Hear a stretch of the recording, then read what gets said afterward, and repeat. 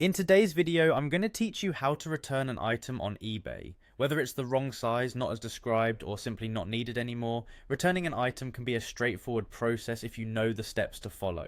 So let's dive in and get started with the process of making your return. First, you'll want to log into your eBay account. Once you're signed in, navigate to the My eBay section, where you'll find an option for purchase history. This area holds a record of all your recent eBay purchases. Take a moment to find the item you intend to return from this list. After locating the item, look for the More Actions drop-down menu next to it.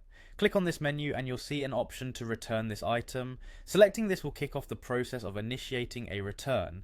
Next, eBay will prompt you to choose a reason for the return. Common reasons include the item not being as described, a wrong size, or damage during shipment. Be sure to select the option that best explains why you are returning the item.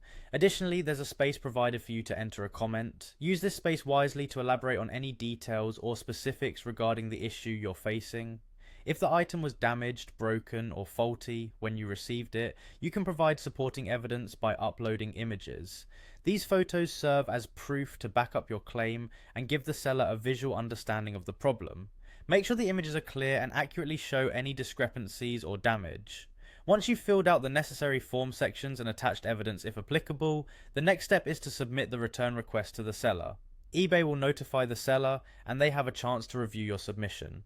In the event that the seller agrees to the return, they will provide instructions on how to proceed. This typically includes details on where and how to send the item back.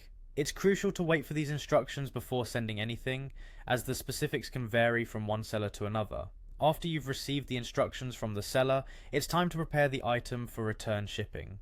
Carefully pack the item, using sufficient cushioning if needed, to ensure it arrives in the condition in which it was originally sent.